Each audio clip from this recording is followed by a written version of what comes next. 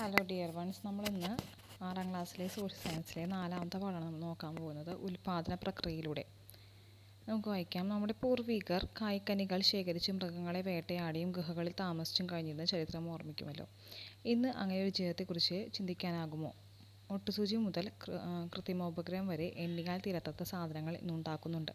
നിങ്ങളൊരു ദിവസം ഉപയോഗിക്കുന്ന സാധനങ്ങളുടെ പേര് എഴുതി നോക്കൂ. പല സാധനങ്ങളുടെ പേര് എഴുതാൻ പറഞ്ഞിട്ട് പുസ്തകം, പേന, പെൻസിൽ, അങ്ങനെ പലതും നമുക്ക് എഴുതാം.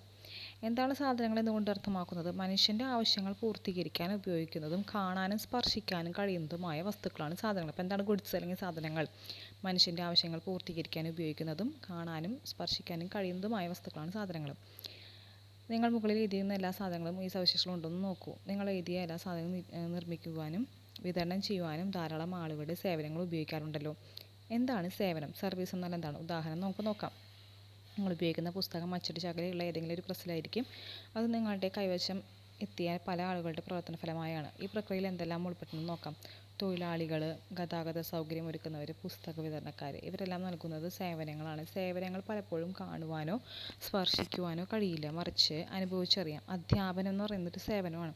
ബാങ്ക് ഉദ്യോഗസ്ഥർ, ഡോക്ടർമാർ, ഇവരൊക്കെ നമ്മുടെ ജീവിതത്തിൽ സേവനങ്ങൾ ലഭിക്കാറുണ്ട്. നാം ദിവസേന ഉപയോഗിക്കുന്ന സാധനങ്ങളും സേവനങ്ങളും പട്ടികപ്പെടുത്തി ധാരാളം ഉണ്ടാകും. ഇത്രയും സാധനങ്ങളും സേവനം നമ്മുടെ ആവശ്യങ്ങൾ നിറവേറ്റാൻ വേണ്ടിയാണ് നാം ഉപയോഗിക്കുന്നത്.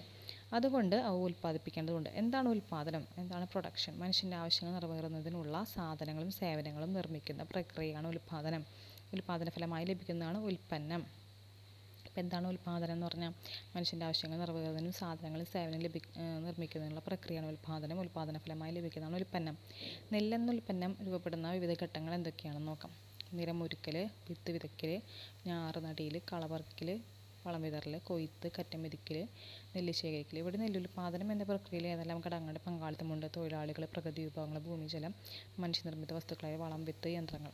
ഇതോടെ ശരിക്കും പ്രവർത്തന ഫലമായി മാത്രമേ ഉൽപ്പാദനം നടക്കുകയുള്ളൂ എന്ന് മനസ്സിലായല്ലോ. ഇങ്ങനെ ഒരു ഉൽപ്പന്നത്തിൻ്റെ ഉൽപ്പാദനത്തെ സഹായിക്കുന്ന വിവിധ ഘട്ടങ്ങളാണ് ഉൽപ്പാദന ഘടകങ്ങൾ. ഉൽപ്പാദനത്തെ സഹായിക്കുന്ന ഒരു ഘടകങ്ങളെയാണ് ഉൽപ്പാദന ഘടകങ്ങൾ എന്ന് പറയുന്നത്. ഉൽപ്പാദന ഘടകങ്ങൾ, ഫാക്ടേഴ്സ് ഓഫ് പ്രൊഡക്ഷൻ. ഒരു ചെരുപ്പ് നിർമ്മാണ ഫാക്ടറിയുടെ ചിത്രമാണ് കൊടുത്തിട്ടുള്ളത്. ചെരുപ്പ് എന്ന ഉൽപ്പന്നം നിർമ്മിക്കുന്നതിൽ ഏതെല്ലാം ഘടകങ്ങളുടെ സഹായം ലഭിക്കുന്നുണ്ട്? കെട്ടിടങ്ങൾ, യന്ത്രങ്ങൾ, തൊഴിലാളികൾ, വൈദ്യുതി, സംഘാടകർ. ഇവ എങ്ങനെയാണ് ചെരുപ്പ് എന്ന ഉൽപ്പന്നം ഉണ്ടാക്കാൻ സഹായിക്കുന്നതെന്ന് ചർച്ച ചെയ്ത് കണ്ടെത്താമല്ലോ. ഇങ്ങനെ ഉൽപ്പാദനത്തിന് സഹായിക്കുന്ന ഘടകങ്ങളെ പൊതുവെ 4ആയി തരംതിരിക്കാം. എങ്ങനെ? ഭൂമി, തൊഴിൽ, മൂലധനം, സംഘാടനം. ഇവ ഓരോന്നിൻ്റെയും സവിശേഷതകൾ നോക്കാം. ഭൂമി എന്ന് പറയുമ്പോൾ ഉൽപ്പാദന ഘടകം എന്ന നിലയിൽ വിശാലമായ അർത്ഥത്തിലാണ് ഭൂമി എന്ന പദം ഉപയോഗിക്കുന്നത്. സാധനങ്ങളുടെ ഉൽപ്പാദനത്തിന് ഉപയോഗിക്കുന്ന എല്ലാ പ്രകൃതി വിഭവങ്ങളും ഭൂമി എന്നതിൽപ്പെടും. ഭൗമോപരിതലത്തിലെയും ഭൗമാന്തരീക്ഷത്തിലെയും ഭാഗത്തിലെയും എല്ലാ പ്രകൃതി വിഭവങ്ങളും ഉൽപ്പാദന ഘടകമായ ഭൂമി എന്നതിൽ പരിഗണിക്കപ്പെടും. അപ്പോൾ എന്തൊക്കെ അതിൻ്റെ ഉള്ളിൽ പെടുന്നുണ്ട്? എല്ലാ പ്രകൃതി വിഭവങ്ങളെയും ഭൂമി എന്നതിൽ പെടും. ഭൗമോപരിതലത്തിലെയും ഭൗമാന്തരീക്ഷത്തിലെയും ഭൗമാന്തർഭാഗത്തെയും ഉള്ളിലത്തെയും പുറത്തെയും എല്ലായിടത്തെയും പ്രകൃതി വിഭവങ്ങളും ഉൽപ്പാദിപ്പിക്കപ്പെടുന്നതിൽ ഭൂമി എന്നതിൽ പരിഗണിക്കും. അപ്പോൾ ഉൽപ്പാദന ഘടകം എന്ന നിലയിൽ ഭൂമിയിൽ ഏതൊക്കെ പ്രകൃതി വിഭവങ്ങളുണ്ട്? മണ്ണ്, ജലം, വനങ്ങൾ, വായു, കൽക്കരിയൊക്കെ. താഴെപ്പറയുന്ന സൂചകങ്ങൾ ഉപയോഗിച്ച് ഭൂമി എന്ന ഉൽപ്പാദന ഘടകത്തിന് സവിശേഷത കണ്ടെത്തും. സൂചകങ്ങൾ ഉൽപ്പാദന ഘടകമായ ഭൂമി എന്നതിൽ എന്തൊക്കെ പ്രകൃതി വിഭവങ്ങൾ ഉൾപ്പെടും? ഭൂമിയിൽ ഉൾപ്പെടുന്ന കരഭാഗത്തിൻ്റെ വിസ്തൃതി ഏറ്റവും ആവശ്യമനുസരിച്ചിട്ട് നമ്മുടെ ആവശ്യം വർദ്ധിപ്പിക്കാൻ നമ്മുടെ കരഭാഗത്തിൻ്റെ ഫലപുഷ്ടി വർദ്ധിപ്പിക്കാൻ കഴിയുമോ? എങ്കിൽ എങ്ങനെ? ഭൂമി എന്ന ഉൽപ്പാദന ഘടകത്തെ മറ്റു സ്ഥലത്തേക്ക് ചലിപ്പിക്കാൻ കഴിയുമോ?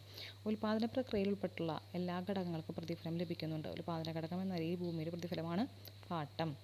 അപ്പോൾ ഉൽപ്പാദന ഘടകം എന്ന നിലയിൽ ഭൂമിയുടെ പ്രതിഫലം പാട്ടം, റെൻ്റാണ്. തൊഴിൽ നോക്കാം. ഏതൊരു ഉൽപ്പന്നത്തിൻ്റെയും ഉൽപ്പാദനത്തിൽ സജീവമായി പ്രവർത്തിക്കുന്ന ഘടകമാണ് തൊഴിൽ. തൊഴിലാളികൾ അവരുടെ അധ്വാന ശേഷിയാണ് ഉൽപ്പാദനത്തിന് ഉപയോഗിക്കുന്നത്. ഉദാഹരണം നോക്കൂ. ഒരു കയർ ഉൽപ്പാദന നിർമ്മാണ യൂണിറ്റ് നിർദ്ദേശിച്ചാൽ തൊഴിലാളികൾ എന്തിനൊക്കെയാണ് അവരുടെ അധ്വാന ശേഷി ഉപയോഗിക്കുന്നത് കാണാം. കയർ ഉൽപ്പന്ന നിർമ്മാണത്തിൽ ചകിരി ഉപയോഗിക്കുന്നതിന് ആവശ്യമായ നിറങ്ങൾ ചേർക്കുന്നതിന് യന്ത്രങ്ങൾ പ്രവർത്തിക്കുന്ന ഉൽപ്പന്ന വിതരണ രംഗത്ത് ഇവിടെ തൊഴിലാളികളുടെ കായികവും മാനസികവും ബുദ്ധിപരമായ അധ്വാന ശേഷി ഉപയോഗിക്കുന്നത് കാണാം. സാധനങ്ങളും സേവനങ്ങളും ഉൽപ്പാദിപ്പിക്കുന്നതിന് തൊഴിലാളികൾ കായികവും മാനസികവും ബുദ്ധിപരമായ അധ്വാന ശേഷി ഉപയോഗിക്കുന്നതാണ് തൊഴിലെന്ന് പറയുന്നത്. തൊഴിൽ എന്താണ്? ഉൽപ്പാദനം എന്താണ്? ഉൽപ്പന്നം എന്താണ്? ഇത്രയും ഡെഫിനേഷൻ നമ്മൾ ഇതിൻ്റെ ഉള്ളിൽ പഠിക്കുന്നുണ്ട്. തൊഴിലാളികൾ കായികവും മാനസികവും ബുദ്ധിപരമായ അധ്വാന ശേഷി ഉപയോഗിക്കുക. അവരുടെ മെൻ്റലി, അതുപോലെ ഫിസിക്കലി, ഇൻ്റലക്ച്വലായിട്ടുള്ള എല്ലാ കാര്യങ്ങളും, എല്ലാ അധ്വാനശേഷിയും എന്തിന് നമ്മൾ സാധാരണ ഉപയോഗിക്കുന്നതിനെയാണ് തൊഴിലെന്ന് പറയുന്നത്. അധ്വാന ശേഷിക്ക് പ്രതിഫലം ലഭിക്കുന്നുവെങ്കിൽ മാത്രമേ തൊഴിലാകുള്ളൂ. വീട്ടിൽ കുടുംബാംഗങ്ങൾ ചെയ്യുന്ന ജോലിക്ക് ഉപയോഗിക്കുന്ന അധ്വാന ശേഷിക്ക് പ്രതിഫലം ലഭിക്കാത്തതിന് അത് തൊഴിലായി പരിഗണിക്കില്ല. തൊഴിലാളി നൽകുന്ന അധ്വാന ശേഷിക്കുള്ള പ്രതിഫലം കൂലിയാണ്. ഇത് മിക്കപ്പോഴും പണമായാണ് ലഭിക്കുന്നത്. പണത്തിന് പകരം സാധനങ്ങൾ ലഭിക്കുന്ന സമ്പ്രദായം, ബാർട്ടർ സമ്പ്രദായം ആദ്യം ഉണ്ടായിരുന്നു, ഇല്ലേ? ഉദാഹരണമായി ചിലപ്പോൾ തെങ്ങ് കയറ്റത്തിന് തേങ്ങ നൽകാറുണ്ട്. ഏത് തൊഴിലിനും മനുഷ്യൻ ഉപയോഗിക്കുന്നത് അവൻ്റെ അധ്വാന ശേഷിയാണ്. ഇന്ന് ഉപയോഗിക്കേണ്ട അധ്വാന ശേഷി ഇന്ന് ഉപയോഗിച്ചില്ലെങ്കിൽ അത് നഷ്ടമാകും. ആയതിനാൽ തൊഴിലാളികളുടെ അധ്വാനശേഷി പിറ്റേ ദിവസത്തേക്കായി കരുതി വെക്കാനാവില്ല. അതുപോലെ തൊഴിലാളികളുടെ അധ്വാനശേഷിയെ വിദ്യാഭ്യാസത്തിലൂടെയോ പരിശീലനത്തിലൂടെയോ മെച്ചപ്പെടുത്താൻ കഴിയും. അപ്പോൾ അധ്വാനശേഷിയെ മെച്ചപ്പെടുത്താൻ വിദ്യാഭ്യാസത്തിലൂടെയോ പരിശീലനത്തിലൂടെയോ കഴിയും. ഇനി മൂലധനം, ക്യാപിറ്റൽ. ഒരു ഉൽപ്പന്നം ഉൽപ്പാദിപ്പിക്കുന്നതിനും ഉൽപ്പാദനാവശ്യമായ അടിസ്ഥാന സൗകര്യങ്ങൾ ഒരുക്കുന്നതിനും ആവശ്യമായതാണ് മൂലധനം. ഒരു ഉൽപ്പന്നം ഉൽപ്പാദിപ്പിക്കുന്ന ഫാക്ടറി സ്ഥാപിക്കുക, യന്ത്രങ്ങൾ വാങ്ങുക, തൊഴിലാളികൾക്ക് വേതനം നൽകുക, ഉൽപ്പന്ന നിർമ്മാണത്തിന് ആവശ്യമായ സംസ്കൃത വസ്തുക്കൾ വാങ്ങുക തുടങ്ങിയ വിവിധ ആവശ്യങ്ങൾ മൂലധനം ആവശ്യമാണ്. ഉൽപ്പാദനത്തിന് ഉപയോഗിക്കുന്നതിനും കാണാനും സ്പർശിക്കാനും കഴിയാത്തതുമായ മനുഷ്യനിർമ്മിത വസ്തുക്കളും മൂലധനം എന്ന് പറയുന്നു. ഉൽപ്പാദനത്തിന് ഉപയോഗിക്കുന്നതും കാണാനും സ്പർശിക്കാനും കഴിയാത്തതുമായിട്ടുള്ള വസ്തുക്കളെ നമ്മൾ എന്ത് പറയുന്നത്? മൂലധനം എന്ന് പറയുന്നത്. ഉൽപ്പാദന പ്രവർത്തനങ്ങൾ ഉപയോഗിക്കാൻ കഴിയുന്ന യന്ത്രങ്ങൾ, വാഹനങ്ങൾ, കമ്പ്യൂട്ടറുകൾ മൂലധനങ്ങൾ പെടും. അപ്പോൾ എന്തൊക്കെയാണ് ഉപയോഗിക്കുന്ന കാര്യങ്ങൾ, നമ്മൾ അതിന് വേണ്ടിയിട്ടുള്ള അടിസ്ഥാനപരമായിട്ടുള്ള കാര്യങ്ങൾ. ഇനി വിജ്ഞാനമൂലം, നോളേജ് ക്യാപിറ്റൽ. നാം ഇന്ന് ജീവിക്കുന്ന വിജ്ഞാന സമൂഹത്തിലാണ്. അപ്പോൾ വിവരസാങ്കേതിക വിദ്യയും വിജ്ഞാനത്തിൻ്റെ ഉൽപ്പാദനം നമ്മൾ കാര്യമായി പങ്കുവഹിക്കുന്നുണ്ട്. വിജ്ഞാനമൂലധനം ആർജിക്കാനുള്ള ശ്രമമാണ് ഇന്ന് ലോകവ്യാപകമായി നടക്കുന്നത്. അപ്പോൾ നോളേജ് ക്യാപിറ്റൽ അത് സമ്പാദിക്കാനുള്ള കാര്യങ്ങളാണ് നടക്കുന്നത് പറഞ്ഞു. ഇനി മൂലധനത്തിൻ്റെ സവിശേഷത. മൂലധനം മറ്റെല്ലാ ഉൽപ്പാദന ഘടകങ്ങളെയും സഹായിക്കുന്നു. മൂലധനം തൊഴിലാളികളുടെ ഉൽപ്പന്ന നിർമ്മാണത്തിനുള്ള ശേഷി വർദ്ധിപ്പിക്കുന്നു. മൂലധനം ചലനാത്മകമാണ്, ഡൈനാമിക്സ് ആണ് എന്ന് ഉദ്ദേശിക്കുന്നത്. ഇനി എല്ലാ ഉൽപ്പാദന ഘടകങ്ങളെ പോലെ മൂലധനത്തിന് പ്രതിഫലം ലഭിക്കുന്നുണ്ട്. മൂലധനത്തിലുള്ള പ്രതിഫലം എന്താണ് വരുന്നത്? ഇൻട്രസ്റ്റ്, പലിശയാണ്. മൂലധനത്തിൻ്റെ പ്രതിഫലം പലിശയാണ്. സംഘാടനം. ഉൽപ്പാദന ഘടകമായ ഭൂമി, തൊഴിൽ, മൂലധനം എന്നിവ കൂട്ടിയോജിപ്പിക്കുകയാണ് സംഘാടനം. സംഘാടനം നടത്തുന്ന വ്യക്തി സംഘാടകൻ അല്ലെങ്കിൽ സംരംഭകൻ എന്നറിയപ്പെടുന്നു. ഓർഗനൈസേഷൻ. അതായത് ഉൽപ്പാദന ഘടകങ്ങളായ ഭൂമി, തൊഴിൽ, മൂലധനം എന്നിവയുടെ കൂട്ടിയോജിപ്പിക്കലാണ് സംഘാടനം. അപ്പോൾ എന്താണെന്ന് പറഞ്ഞാൽ അതിൻ്റെ ഉള്ളിൽ ഉൽപ്പാദന ഘടകങ്ങളായ ഭൂമി, അതുപോലെ തൊഴിൽ, മൂലധനം എന്നിവയെ കൂട്ടിയോജിപ്പിക്കലാണ് സംഘാടനം. അപ്പോൾ സംഘാടനം നടത്തുന്ന വ്യക്തി സംഘാടകൻ, സംരംഭകൻ എന്നറിയപ്പെടുന്നു. ഭൂമി, തൊഴിൽ, മൂലധനം കൂട്ടിയോജിപ്പിച്ച സംഘാടനത്തിലൂടെ ഉൽപ്പാദനം ഉണ്ടാക്കുന്നു. ഉൽപ്പാദനത്തിലൂടെ ഉൽപ്പന്നം ഉണ്ടാകുന്നു. ഒരു ഉൽപ്പന്നം ഉണ്ടാകുന്ന സംഘാടകൻ്റെ പങ്ക് എന്താണെന്ന് വ്യക്തമായ ചാർട്ടുകൾ കണ്ടു. ചിത്രം വിശകലനം ചെയ്ത ഉൽപ്പാദന പ്രക്രിയ നിർണായക ഘടകമാണ് സംഘടനയുള്ളത്. അപ്പോൾ ഒരു ഉൽപ്പാദന ഘടകം എന്ന നിലയിൽ സംഘാടനത്തിലുള്ള പ്രതിഫലം എന്താണ്? ലാഭമാണ്. ഭൂമിയുടെ എന്താണ് പ്രതിഫലം? പാട്ടം. അതുപോലെ ക്യാപിറ്റൽ, മൂലധനത്തിൻ്റെ പ്രതിഫലം നമ്മൾ പഠിച്ചു എന്താണ്? പലിശയാണ്. ഉൽപ്പാദന ഘടകം എന്ന നിലയിൽ സംഘാടനത്തിലുള്ള പ്രതിഫലം എന്ന് പറയുന്നത് ലാഭമാണ്. ഈ താഴെ പഠിക്കുന്ന സൂചനകൾ ഉപയോഗിച്ച് സംഘടന സവിശേഷം. എന്താണ് സംഘടന ലക്ഷ്യം? എന്താണ് സംഘടന ഉത്തരവാദിത്തം? അതുപോലെ ഘടകങ്ങൾ, അതിൻ്റെ കഴിവ് എങ്ങനെ വർദ്ധിപ്പിക്കാം? ഉൽപ്പാദന ഘടകങ്ങൾ ഒത്തുചേർന്ന് പ്രവർത്തിക്കുമ്പോൾ ഉൽപ്പാദനവും അതുവഴി ഉൽപ്പന്നവും രൂപപ്പെടും. വ്യക്തികളുടെ ആവശ്യ രൂപീകരണത്തിന് ഉൽപ്പന്നങ്ങൾ അനിവാര്യമാകുന്നു. ഉൽപ്പാദനം എന്ന പ്രക്രിയ നിരന്തരമാകുന്നു. ഉൽപ്പാദനം എന്നത് സാമ്പത്തിക പ്രവർത്തനവും നിരന്തരമായി തുടരുന്ന ഒരു പ്രക്രിയയുമാണ്.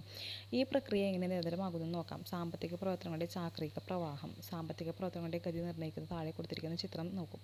ഇവിടെ ഉൽപ്പന്നങ്ങൾ ഉൽപ്പാദിപ്പിക്കുന്ന ഉൽപ്പാദന യൂണിറ്റും ഉൽപ്പാദിപ്പിക്കുന്ന ഉൽപ്പന്നങ്ങൾ ഉപയോഗിക്കുന്ന ഗാർഹിക യൂണിറ്റുമാണ്. ഉൽപ്പാദിപ്പിക്കുന്ന ഉൽപ്പാദന യൂണിറ്റ്, ഉപയോഗിക്കുന്ന ഗാർഹിക യൂണിറ്റ്. മനുഷ്യൻ്റെ ആവശ്യ പൂർത്തീകരണമാണ് ഉൽപ്പന്നങ്ങൾ ഉപയോഗിക്കുന്നത്. അപ്പോൾ ഗാർഹിക യൂണിറ്റിലേക്ക് കൊണ്ടുവരുന്ന ഉൽപ്പാദന ഘടകങ്ങൾക്കുള്ള പ്രതിഫലം സാധനങ്ങളുടെ സേവനങ്ങളും. ഗാർഹിക യൂണിറ്റിൽ നിന്ന് സാധനങ്ങൾക്കും സേവനങ്ങൾക്കുള്ള വില, അതുപോലെ ഉൽപ്പാദന ഘടകങ്ങൾ ഉൽപ്പാദന യൂണിറ്റിലേക്ക് പോകുന്നു. മനുഷ്യൻ്റെ അവകാശങ്ങൾ നിരവധിയാണ്. ആവശ്യം നിറവേറ്റുമ്പോൾ പുതിയ ആവശ്യം ഉണ്ടാവും. ആവശ്യങ്ങൾ മാറുന്നതിനനുസരിച്ച് സാധനങ്ങളും സേവനങ്ങളും ആവശ്യമായി വരും. അപ്പോൾ അവ ഉൽപ്പാദിപ്പിക്കേണ്ടി വരും. അതുകൊണ്ട് ഈ പ്രക്രിയ തുടർച്ചയായി സംഭവിക്കുന്നതാണ്. വിശകലനം ചെയ്തതൊക്കെ കണ്ടെത്താം. ഉൽപ്പാദന യൂണിറ്റുകൾക്ക് ഉൽപ്പാദന ഘടകമായ ഭൂമി, തൊഴിൽ, മൂലധനം, സംഘാടനം എന്നിവ പ്രദാനം ചെയ്യുന്ന ഗാർഹിക യൂണിറ്റാണ്. ഉൽപ്പാദന ഘടകങ്ങൾക്കുള്ള പ്രതിഫലമായി പാട്ടം, കൂലി, പലിശ, ലാഭം എന്നിവ ഉൽപ്പാദന യൂണിറ്റ് ഗാർഹിക യൂണിറ്റ് നൽകുന്നു. ഉൽപ്പാദന യൂണിറ്റ് ഗാർഹിക യൂണിറ്റുകൾക്ക് ആവശ്യമായ സാധനങ്ങളും സേവനങ്ങളും നൽകുന്നു. ഇതിന് പ്രതിഫലമായി ഗാർഹിക യൂണിറ്റ് ഉൽപ്പാദന യൂണിറ്റുകൾക്ക് വില, പണമായിട്ട് നൽകുന്നു. ഇങ്ങനെ ഉൽപ്പാദനവും ഉപഭോഗവും നിരന്തരമായി തുടരുന്ന സാമ്പത്തിക പ്രവർത്തനങ്ങൾ ചാക്രിക ഗതിയിലാകും. നമുക്ക് ഈ പാഠത്തിലെ കുറച്ച് ഡെഫിനീഷൻസ് നമ്മൾ പഠിച്ചതില്ലേ? അതിൽ എന്തൊക്കെയാണ് ഫസ്റ്റ് നോക്കിയത് എന്താണ് സാധനങ്ങൾ? നമുക്ക് കാണാനും സ്പർശിക്കാനും കഴിയുന്നതുമായ വസ്തുക്കളാണ് സാധനങ്ങൾ. സേവനം നമുക്ക് സ്പർശിക്കാൻ പറ്റില്ല, അതുപോലെ കാണാനും പറ്റില്ല, അതൊക്കെ ദൃശ്യമായിട്ടുണ്ടാവുന്നതാണ്. ഇനി ഉൽപ്പാദനം എന്ന് പറയുന്നത് എന്താണ്? നമ്മൾ നോക്കി സാധനങ്ങൾ, സേവനം നിർമ്മിക്കുന്ന പ്രക്രിയയാണ് ഉൽപ്പാദനം. ഉൽപ്പാദനം എന്ന് വെച്ചിട്ടുണ്ടെങ്കിൽ അതിൻ്റെ ഫലമായിട്ട് ലഭിക്കുന്നതാണ് ഉൽപ്പന്നം. പിന്നെ ഉൽപ്പാദനത്തിൻ്റെ ഘടകങ്ങൾ നമ്മൾ നോക്കി. അതുപോലെ ഭൂമി എന്ന് പറയുമ്പോൾ പുറമേ ഉള്ളത് ഉപരിതലത്തിലും അന്തരീക്ഷത്തിലും ഭൗമതലത്തിലൊക്കെയുള്ള ഭൂമി. അതുപോലെ തന്നെ തൊഴിൽ എന്താണ്? ഏതൊരു ഉൽപ്പന്നത്തിനും സജീവമായി പ്രവർത്തിക്കുന്ന ഒരു ഘടകമാണ് തൊഴിൽ. അതിലെന്തൊക്കെ? തൊഴിലാളികളുടെ, അതുപോലെ അവർക്ക് കിട്ടുന്ന കൂലിയാണ് അതിൻ്റെ പ്രതിഫലം. മൂലധനത്തിൻ്റെ പ്രതിഫലം എന്താണ്? പലിശയാണ്. സംഘാടനം, ഭൂമി, തൊഴിൽ, മൂലധനത്തൊക്കെ ഒരുമിച്ച് കൊണ്ടുപോകുന്നതിനല്ലേ കൂട്ടിയോജിപ്പിക്കുന്ന സംഘാടനം എന്ന് പറയുന്നത്. സാമ്പത്തിക പ്രവർത്തനങ്ങളുടെ ചാക്രിക പ്രവാഹം. ഇത്രയും കാര്യങ്ങൾ നമ്മൾ ഇതിൻ്റെ ഉള്ളിൽ നോക്കി. അപ്പോൾ നല്ലവണ്ണം പഠിക്കുക. Thank you.